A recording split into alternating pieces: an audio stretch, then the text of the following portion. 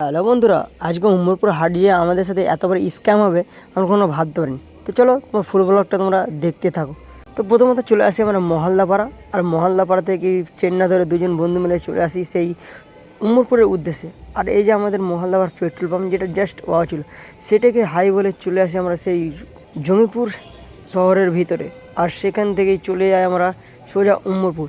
আর তারপরে সেই মনোরম পরিবেশ এবং সিটি জায়গার ভিতর দিয়ে চলে আসি সেই উমরপুরের রাস্তায়। আর এখন চলে এসেছি আমরা হাটে। আর হাটে চলে আসে সে আমার স্বপ্নর পাখি, যেটা ছিল পায়রা।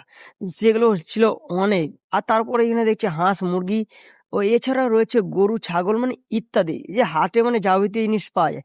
সেখান থেকে চলে যায় সেই সুন্দর লাভ বার্ড পাখিগুলোর কাজ। আর সেখানে গিয়ে দাম জিজ্ঞাসা করি, তো দাম বলে অনেক। তারপরে সে দেখতে পায় আমার সুন্দর একটা প্রাণী, যেটা ছিল খরগোশ। সেখানে নেওয়ার জন্য খুব চেষ্টা করি, কিন্তু দিল না।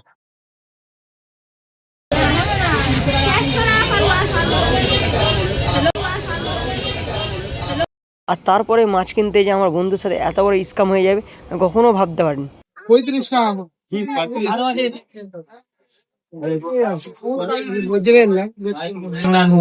কোথায় কি মাছ আছে দেখি?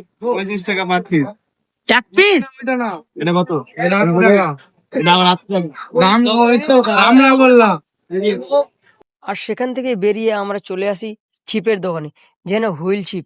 আর সেখানে ঢুকতে না ঢুকতে দাম নাকি বলছে অনেক টাকা, প্রায় 1200 টাকার মতন।